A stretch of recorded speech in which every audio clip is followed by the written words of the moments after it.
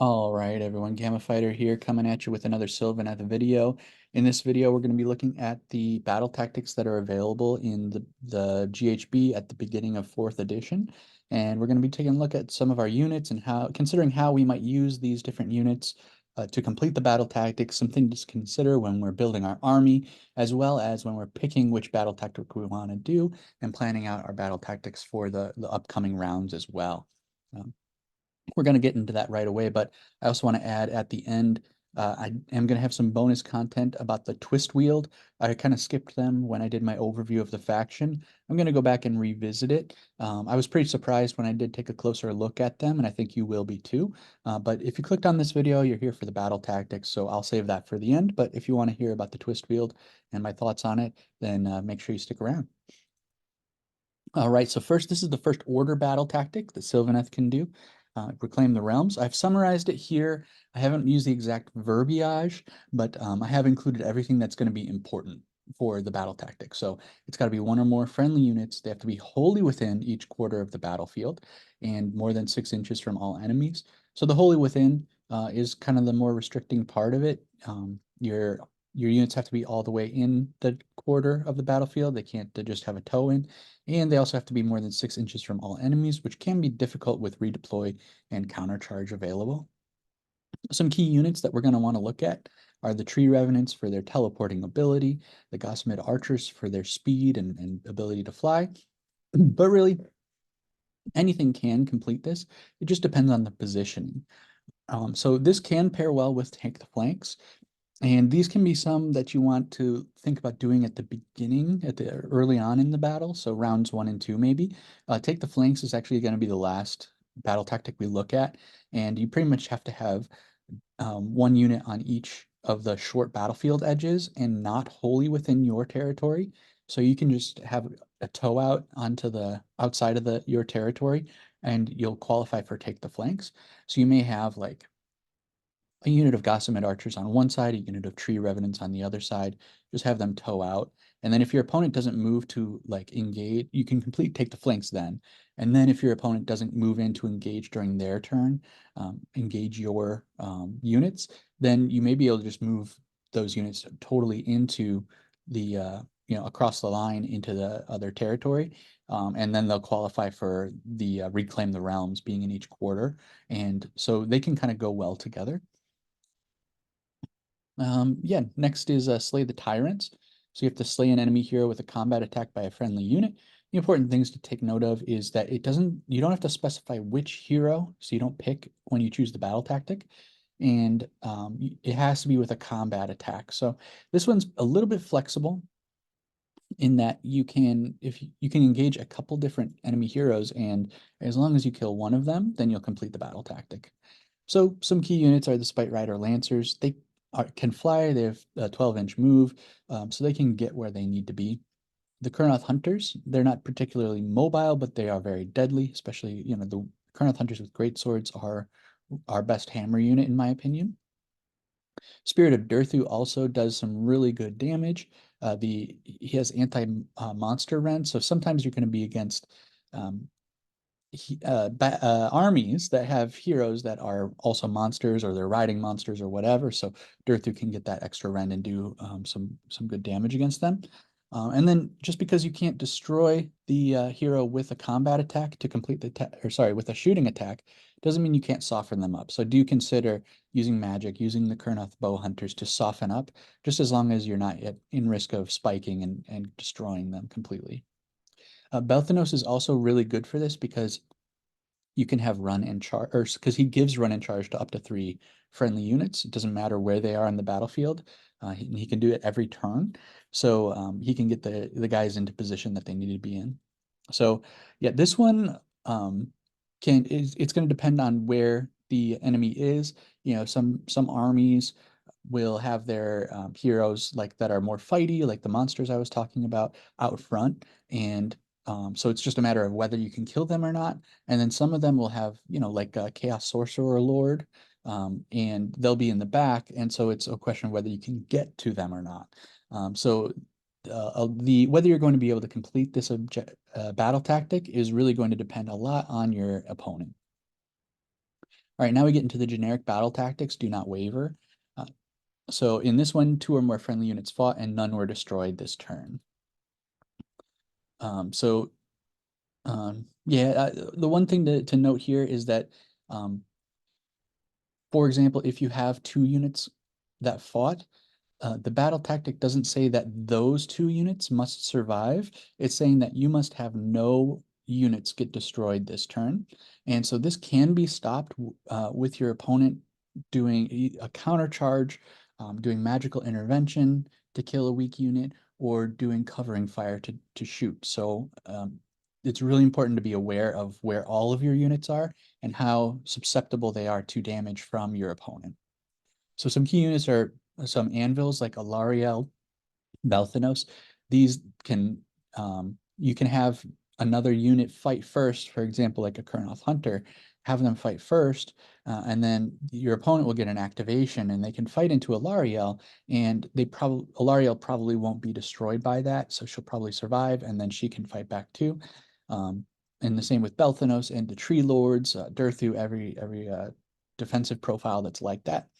Particularly, the Tree Lord has a rampage where he gives the opponent a -1 to wound against the Tree Lord, or against I guess against anyone that they're in combat with. And then Tree Lord Ancient has a rampage that gives strike last to the opponent. So these both make you more survivable. And of course, the Tree Lord Ancient, if they're striking last, then the Tree Lord Ancient will get to fight before they go. Spite Rider Lancers have a strike first when they charge on a 3-up. So it's not super reliable, but it can help. And then, yeah, just be aware of your non-durable units, the ones that you're using for stuff like battle tactics, or Gossamed Archers and Tree Revenants, or any units that are already damaged and are in range for magical intervention, covering fire, and stuff. Next is Take Their Land. You pick a terrain feature in the enemy territory that's wholly outside of your territory, and you control that terrain feature, and it works the same as controlling objectives. It just has to be partially in enemy territory as long as it's not touching your territory at all. And some key units are going to be the Tree Revenants because they can teleport, the Gossamed Archers because they are highly mobile and cheap and, expendable. Spite Rider Lancers because they do have that mobility. And I just have the note, did Tree Revs just make this free? Because you can teleport unrestricted, essentially, with Tree Revenants. In most battle plans, it seems like it's going to be really difficult for most armies to be able to babysit every terrain feature to make sure that you can't teleport a unit of Tree Revenants in and capture it. So I think the Tree Revenants are super good for this tactic, and it may just be one of those where, like, if you don't have another one that you can complete, this might be a free one. Next is Slay the Entourage. Pick a unit in the enemy general's regiment and destroy that unit.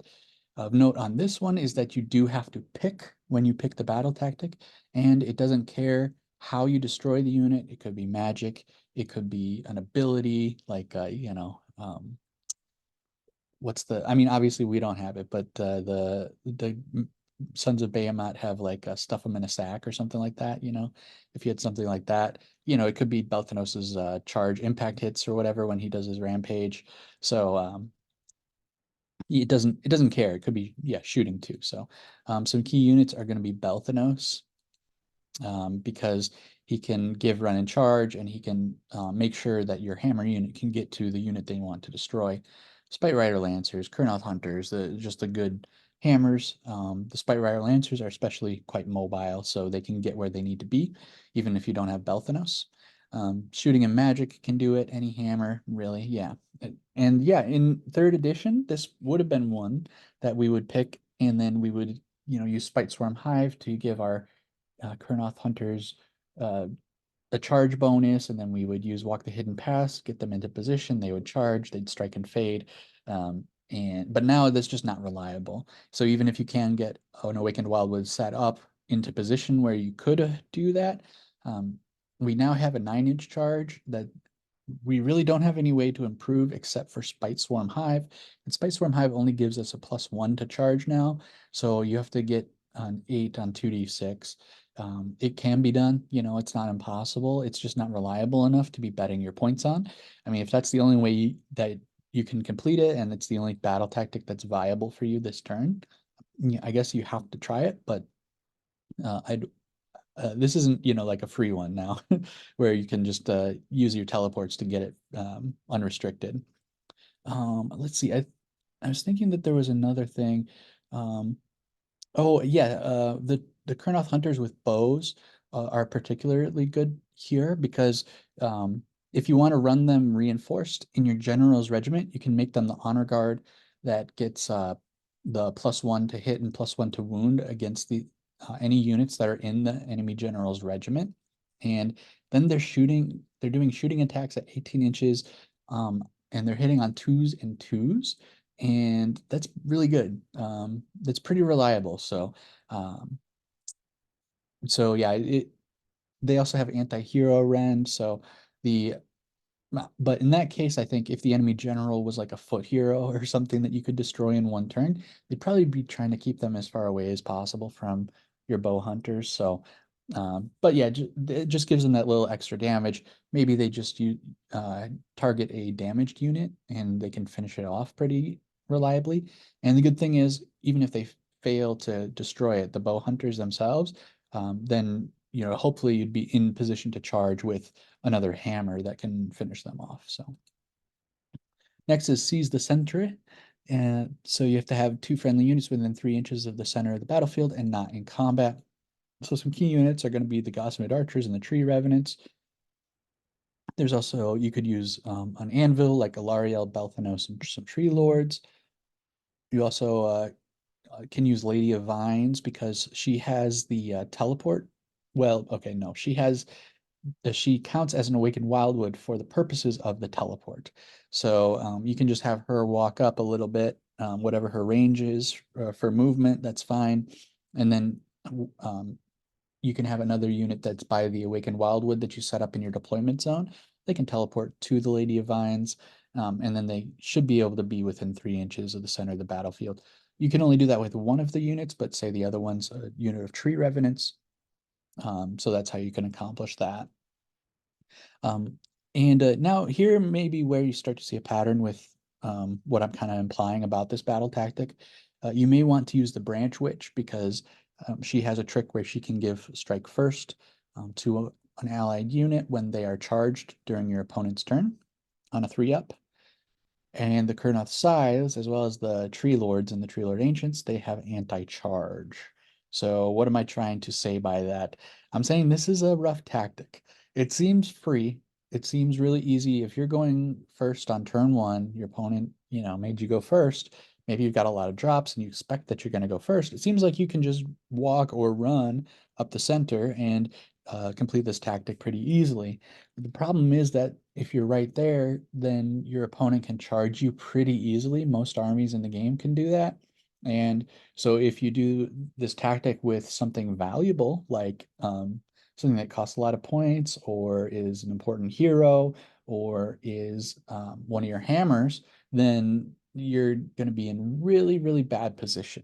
And you'll probably get charged and probably get wiped out on your opponent's turn 1, which leaves you in a really bad position for the whole rest of the game. So that's why I recommend these. You know, the Gossamed Archers and Tree Revenants, they're pretty cheap. I still wouldn't want to throw them away on turn 1. I'd probably be looking to do something more like take the flanks on turn 1 with those. With these kinds of units, the more mobile units. Alaria, Belthanos, and the Tree Lords, they're quite durable, but they're not invincible. So even in that case, you would want to make sure that your opponent doesn't have like a lot of power that they can charge into you next turn. Um, and I also included the Dryads here. Yeah, the Branch Witch and the Kurnoth Scythes. I don't actually think you should be throwing them away, but it could be the case that you could set up a Branch Witch with the Awakened Wildwood and some Kurnoth Hunters with Scythes, and your opponent may be afraid to actually charge into them because the Scythes will strike first with their anti-charge rend and just do a lot of damage back. That's that's something I'd like to try in like a casual game for fun, to see how it works. It's not something I think is competitive and viable. It's not reliable enough, really, I think. Um, but I also like dryads for that. Even though I didn't put them on there, they count as a cheap kind of unit too. You really might be able to just have 2 units of dryads, run it with the center there, summon an awakened wildwood, and have them wholly within 6 inches of it, both units, so that they are -1 to hit, -1 to wound. And then your opponent might just have a hard time getting rid of those dryads. You might spend a couple of turns trying to clear them out. And here's the thing, even if they do clear them out, they cost 110 points each. And then your opponent's there with their hammers stuck out in the middle of nowhere, waiting for you to charge them, which then is the Uno reverse card on the problem we talked about before. So I do like the dryads for that, and it might be worth taking 2 units of dryads just for this tactic, and maybe ruining your opponent's plans. All right, next is attack on 2 fronts. You have to control 2 objectives you didn't have at the start of the turn, and at least one of those has to be controlled by your opponent. It's good too that you don't have to select the objectives first, you select them afterwards. So some key units are going to be Tree Revenants once again, which is really shocking to no one. A Belthanos once again for that run in charge to get you where you need to be to clear off that objective. Spite Rider Lancers because they're very mobile. Some shooting to help soften up an objective or units that are on an objective. And that's about it. This is another one that's really going to depend on positioning. You're going to have to set this up the turn before and really be thinking about this one 1 or 2 turns ahead even. So, and then finally take the flanks. Have at least one friendly unit within 6 inches of each short battlefield edge. Have none of those units wholly within friendly territory, and none of these units were set up this turn. So the important thing here is that they don't have to be wholly within or wholly outside of friendly territory, rather. And they also can't be set up, which means you can't use the Tree Revenants to teleport. What you can do is teleport them the turn before and then set up this one. So yeah, Tree Revenants and Gossamer Archers once again. And here you may notice another pattern as well. Some Dryads might be useful for that. The Arch Revenant might be useful for that. Yeah, these are all pretty cheap units. The Arch Revenant has good movement as well. And her whole job is to give your Kurnoth Hunters a +1 to wound. So she can, depending on positioning and everything, she can still possibly do that while being within 6 inches of the short battlefield edge. That's the other thing I forgot to mention. You don't have to be wholly within, you just have to be touching within 6 inches, which is great. But on a lot of the battle plans, the 2 units that you choose for this are going to be out of position. They're not really doing anything for that turn, and it'll be hard, it'll be harder for them to do something next turn because they're going to be kind of out of position. There's going to be exceptions where maybe your opponent completed take the flanks, so you can maybe charge in like a hammer to wipe out an important unit, an important enemy unit, and then you've got your Kurnoth Hunters that are technically completing take the flanks, because you don't, it's okay for you to be in combat for this too, so you can do something on that turn, but generally the action is going to be more towards the center of the board and not on the flanks necessarily. There's always exceptions, but just something to keep in mind. You don't want your best hammer units completing take the flanks if there's nothing else for them to do that turn. That's a lot of wasted points. Now, here were some units that just came up a lot. The Tree Revenants. Why? Because they're really cheap and they can teleport, which a lot of these tactics have to do with positioning. And since they're cheap, you don't really care if they get destroyed. They don't really do anything except for complete battle tactics. Gossamer Archers are very similar. They can't teleport, but they are very fast and they are very cheap. Spite Rider Lancers. They're fast hammers. A lot of the tactics have to do with getting in there and killing stuff. And then Belthanos, him being able to give running charge to up to 3 units per turn without any range restriction, it's just going to get you points in games. So this is really why I think the Belthanos list is probably the strongest list that we run. And not only is it good for power and dealing damage and destroying things, but it also can get you points, which is great. It's how we win the game. Right, and so now here is a rating summary of the different tactics. I've color coded them so the color corresponds to the difficulty, and I've color coded the summary because then the summary, the color on the summary has to do with the type of tactic that is. So just to recap really quickly, is do not waver. This is easy conditionally. Most of the time, it's going to be pretty easy to achieve if you brought durable units, which I feel like we should be bringing because the game designers are pushing that us in that direction. So it's just going to depend a little bit on positioning. Are your Gossamed archers in range to get countercharged or something? Are your tree revenants in danger? Do you have something that's already stuck in combat and it's getting close to dead? So that kind of thing. But for the most part, it's pretty easy. Take their land. As we mentioned, it should be pretty easy. Whether you use Gossamed archers or tree revenants, I do feel like tree revenants make this just a gimme. Slay the Entourage. Generally, this should be easy. I don't really know how exactly people are running their armies.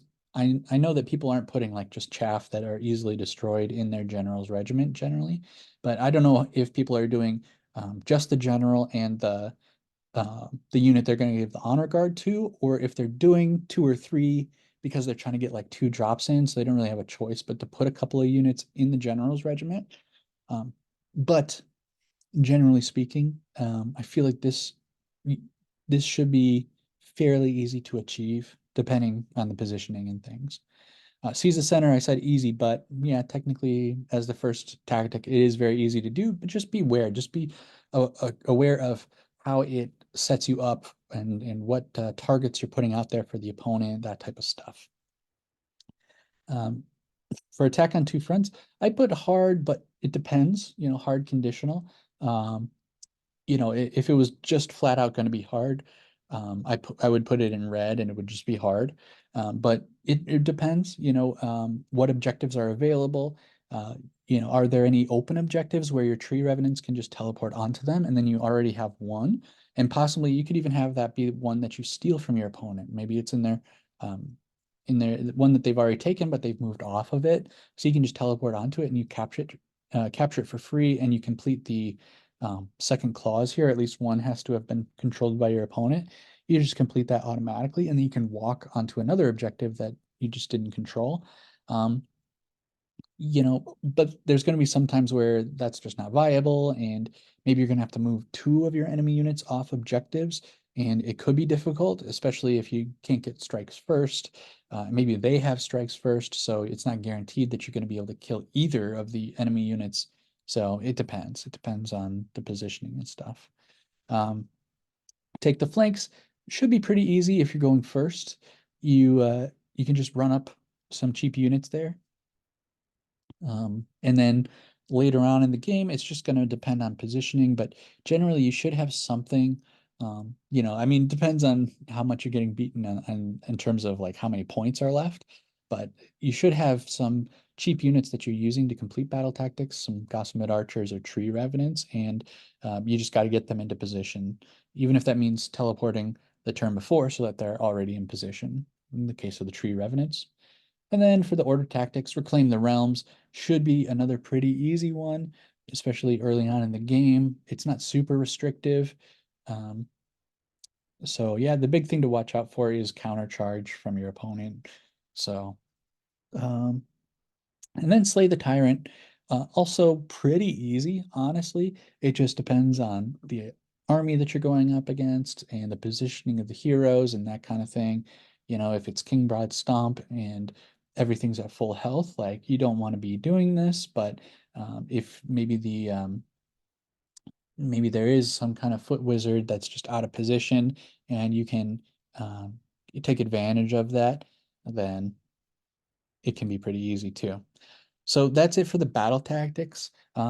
As I said at the beginning, we're going to be taking a look at Twist Wield next, but if you just wanted to come for the battle tactics, let me know what your thoughts. Let me know if there are any other notable units that I'm overlooking. Yeah, because these are units that you're going to want to at least consider to have in your list.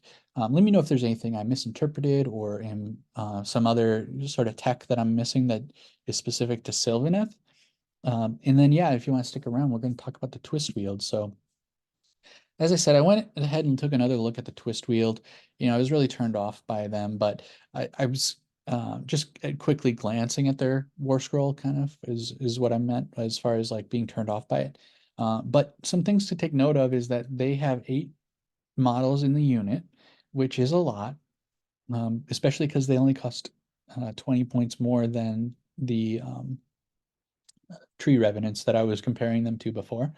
They also get 3 attacks. So each. So that's a lot of attacks. They have Ren 0 damage 1, which is like super low quality. And they're hitting on 3s, wounding on 4s. Only one can get the Warden's Bow, and this Voracious Swarm that the champion has is hitting on 3s and 4s. So I don't know. Um, yeah, I was just like, I don't get it. And just to touch on the ability really quick, it's sort of limited in usefulness because you have to be away from friendly units for it to work. And then if your opponent is in range to charge, you subtract D3 from the charge. So I was thinking it's like if the opponent's going to charge the twist wield, then you can stop them from doing that. But then it's like, why do I care? Because it's chaff. So I'd rather be having them charge into something that's cheap and expendable than charging into something that's actually good. So why do I want to stop them from doing that? I wasn't really sure. Technically, I guess you can get into a position where you can have the twist wheel be outside of the 6 from an ally, and within 12 of an enemy, and then the enemy is also within 12 of a unit that's valuable to you that they want to charge. You have to sort of envision circles upon circles and that kind of thing. In that case, if they're going to charge your key hero or take out your hammer unit, then this could stop them. Um, I guess, yeah. It's kind of funny having to play with these kind of bubbles like that, though. I'd really much rather have it be like you can just have them partner up with like your Kurnoth Hunters and just make it like if your opponent wants to charge your Kurnoth Hunters, there's like you could just have the twist wield right there. Like if this ability didn't have the range restriction of being 6 inches outside of your friendly units, you could just pair them with a unit of Kurnoth Hunters. And if the opponent wants to charge your best like hammer unit, they're going to be at risk because if they fail, then they're just hanging there with their butts in the wind, waiting to get countercharged by your best hammer unit and destroyed. So that would be a pretty cool gambit. But as it is, like it's kind of difficult to pull off because you have to make sure that the twist wheel doesn't get too close, which is just kind of a weird thing to do. I was also turned off because it's subtracting D3 from the charge rolls, but you're gonna get ones, you're gonna get threes, but the thing is with 2d6 is it's a bell curve. So the higher you get up on that bell curve, it gets exponentially more difficult. And that means if they're going for like a 7-inch charge, you can if you get like a 3 and they're going up, that goes up to 10. They have to roll 10 on the 2d6. That makes it like really, really hard. Um, and so that D3 isn't that bad.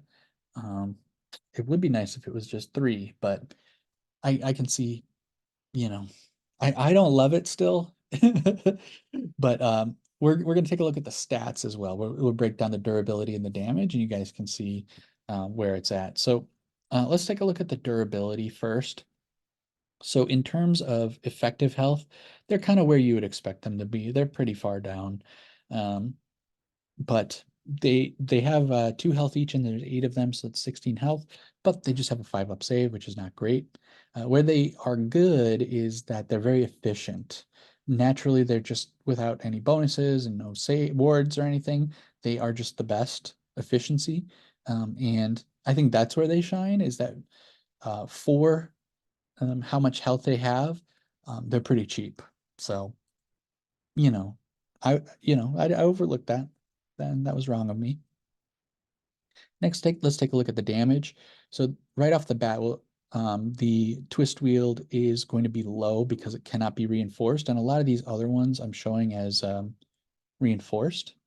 And actually, let me take a look, because if you didn't watch my other video, this is my durability chart. Effective health is a combination of the saves, the armor save and the ward save, and multiplied by the actual health of the unit, and it gives the effective health, the effective damage that the opponent has to do to chew through all those wounds or all that health. And then the efficiency is how much are you paying for each point of effective health. How much are you paying in points for each point of effective health? So, as you can see here, even on the points to health, they're the cheapest one, and then for the effective health as well, they're really cheap. I've hidden some of the calculations here, but well, I guess I didn't really hide it, just a little bit there. But yeah, so that's that chart. And this chart, if you haven't seen it, I've hidden some of the calculations as well, but this is the what they have to roll to hit. This is what they have to roll to wound, the damage characteristic, just the multiplication of the damage times the average number of wounds, and then the rend if they do any mortal damage. And then this is how much damage they will do on average against a unit with each of these armor saves. So a 6-up save, 5-up save, and so on. You can get down to a 1-up save, which is super rare. It's like Annihilators with shields have a native 2-up save, and then you can give them all out attack. But it's like without Mystic Shield in the game, it's super rare now. So mostly we're looking at 3-up, sometimes 2. You can 3-up armor saves on like a Stormcast Eternal, Slave to Darkness unit, and then they can use all out defense too. But yeah, so that's kind of how you can see how the rend affects it, the mortal damage affects it, all that kind of stuff. So if we take a look at, and then obviously higher is better because that means you're dealing more damage. If we take a look at just sorting by 5-up armor save and then 4-up armor save and so on, you'll see they're down at the bottom. And that's because their damage is not good. And as I said before, they can't be reinforced, whereas like we've got a reinforced unit of Kurnoth Greatswords. It's going to blow them out of the water every single time. Then I've also added efficiency in the column to the right. So this column is for the efficiency at going against a 6-up armor save. This is how many points you're paying for each point of damage. So if we sort by that, this is where the twist wield shines again. So they had efficiency and durability. They got efficiency and damage as well. So against a 5-up armor save, they're still the most efficient. Against a 4-up armor save, they lose out a little bit to the Kurnoth Hunters, but remember they have 0 rend. So we'd expect, we'd expect a precipitous drop off once we get to like any kind of armor save. But the thing is, in terms of efficiency, they are still hanging in there, top 7 against these really strong armor saves. So that's a use for them. That's where I was wrong about the twist wield. They do have a place. It's in being efficient in terms of just the damage they can output against like other chaff, and in terms of the number of wounds that they have. I showed the damage calculation with the Warden's Bow. It included the shooting damage. I probably should have tried it with the 2 Warden's Blade instead of a Warden's Bow, because the shooting is not very good. And the like even just comparing it, it's the same profile except it's damage 2 and in melee for the Warden's Blade. And if you're shooting, you probably want to be shooting at 10 inches so that you can get the Voracious Swarm as well. And so yeah, so that's the other thing about it too. Actually, we can take a look at this just in terms of the shooting.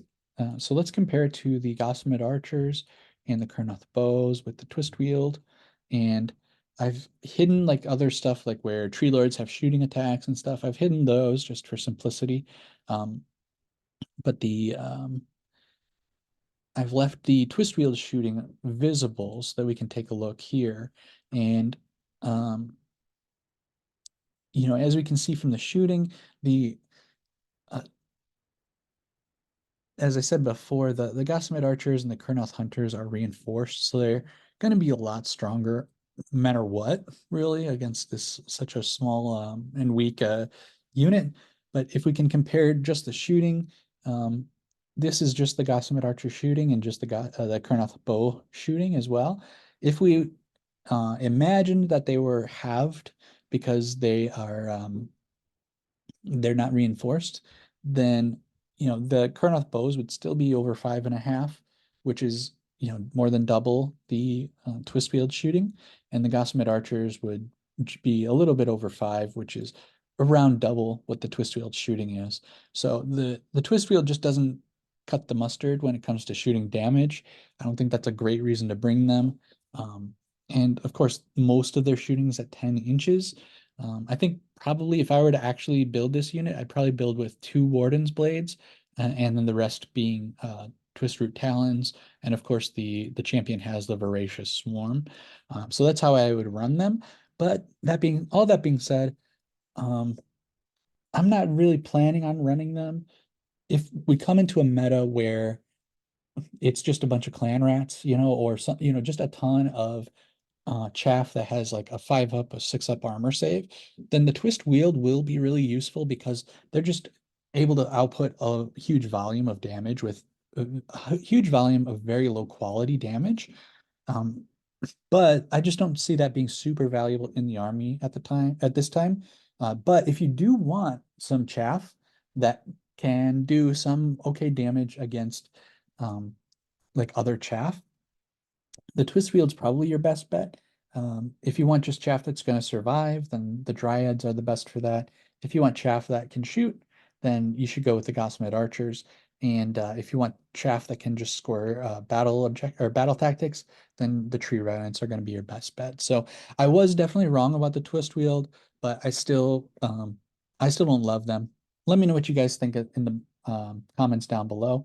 And that's it for me in this video. Thanks for sticking around. I really appreciate you watching, and I look forward to seeing you guys in the next video.